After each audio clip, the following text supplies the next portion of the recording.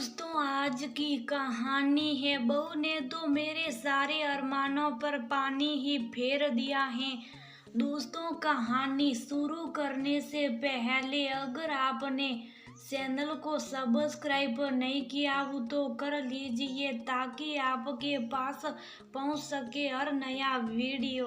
मेरी तो शायद किस्मत ही अच्छी नहीं है। जिंदगी में मनोरंजन, सस्पेंस, ड्रामा नाम का एक अक्षर भी नहीं है। पहले सास का साथ नहीं मिला, अब बहू पता नहीं कब मैं भी सास बहू की बातों गॉसिप का हिस्सा बन पाऊंगी या सिर्फ मजे ही लेती रहूंगी। सरला जी दुखी मन से अपने पलंग के किनारे मोबाइल चलाते चलाते सोच रही थी, क्या हुआ सरला जी, आज नाश्ता मिलेगा कि नहीं या भूखे ही ऑफिस निकलना पड़ेगा। बीच में सुधीर जी ने आकर टोक दिया। मिल गया मौका। खुशी से सरला जी उछल पड़ी। अरे, मैंने कोई हास्य व्यंग तो सुनाया नहीं, फिर आप इतनी खुश कैसे हैं? भाग्यवान, जरा हमें भी तो बताइए।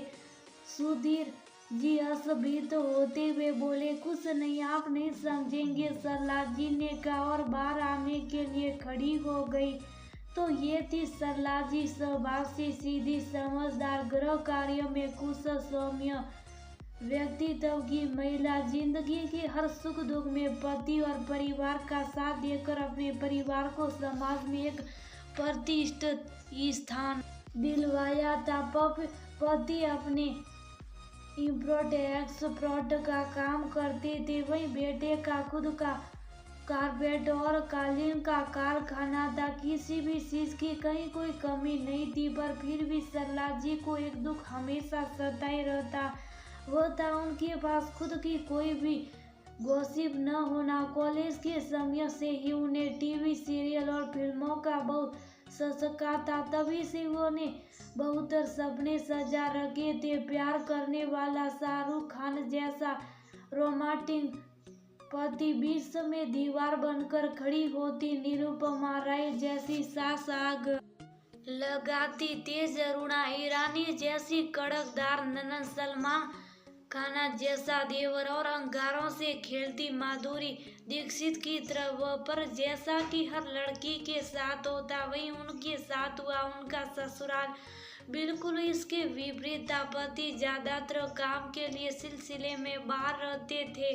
ससुर तो पहले से ही नहीं थे। सास शादी के 1 महीने बाद ही चल बसी। ननद भी शादी के बाद विदेश जाकर बस गई। कोई था ही नहीं जिसके साथ मिलकर वह भी अपने सास बहू ननद वाले किस्से बना पाती। जब सरला जी के बेटे अक्षत की शादी हुई तब मानो उनकी बरसों पुराने सास बहू की लड़ाई वाले अरमान पूरे होते नजर आने लगे। वो मन ही मन खुश होती। बहू सुन लिए बाकियों के किस्से और कहानी।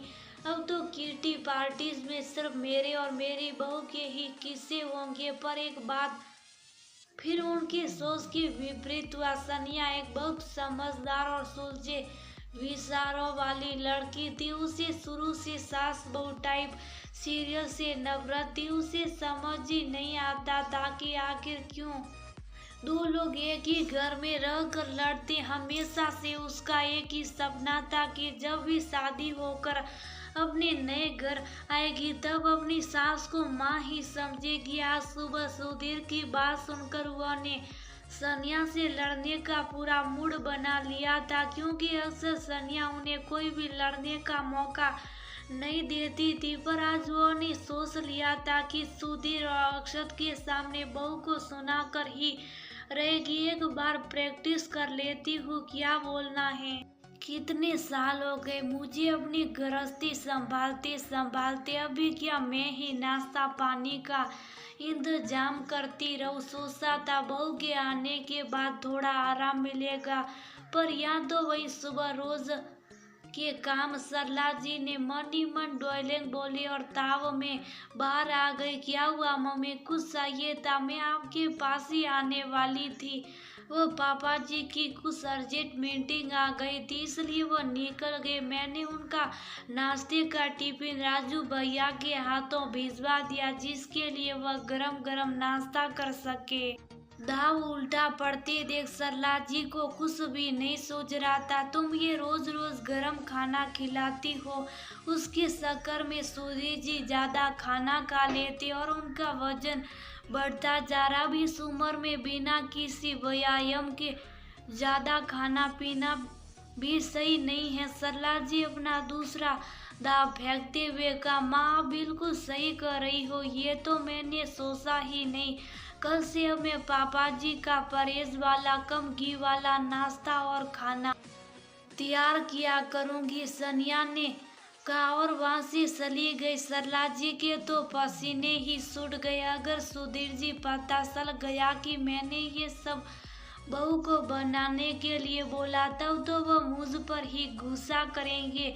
खाने के शौकीन सुधीर जी के डर से सरला जी खुद पर ही गुस्सा आने लगा। आखिर क्यों उन्होंने अपने ही पैर पर कुल्हाड़ी मार ली। फिर बात आ ही गई। सनिया की माता पिता की एनिवर्सरी आने वाली थी, जिसके लिए सनिया बहुत दिनों से तैयारी में व्यस्त थी। वह और उसका भाई दोनों ही मिलकर उन्हें सरप्राइज देने वाले थे।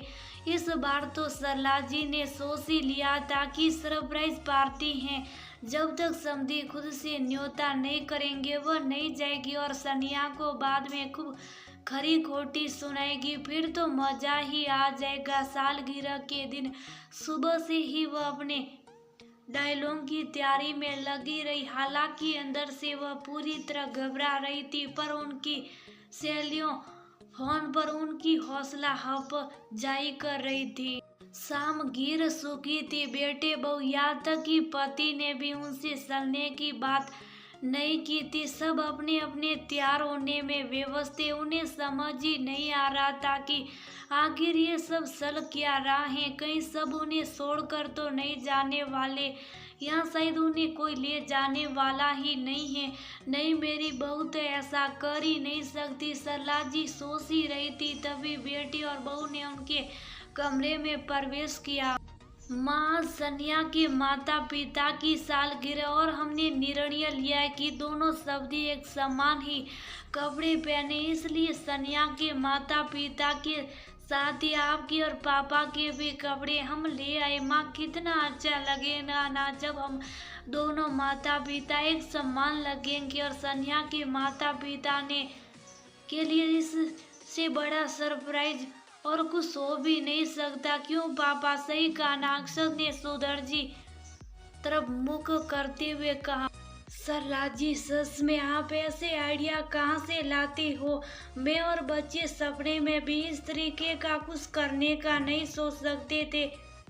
आप सच में एक बहुत अच्छी इंसान होने के साथ साथ वर्ल्ड की सबसे अच्छी समधीन भी हैं। सुधीर जी ने हंसते हुए कहा। सरला जी ने बहू सनिया की तरफ देखा तो सनिया ने अपनी आंख बंद कर उन्हें इशारा कर दिया।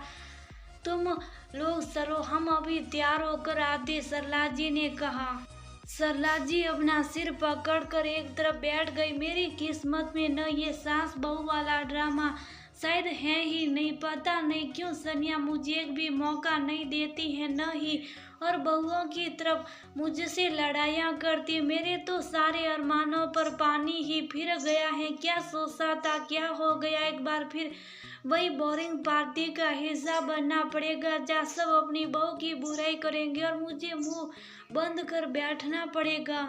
लाजी का उतरा मुंह देख सुधीर जी को हंसी आ गई।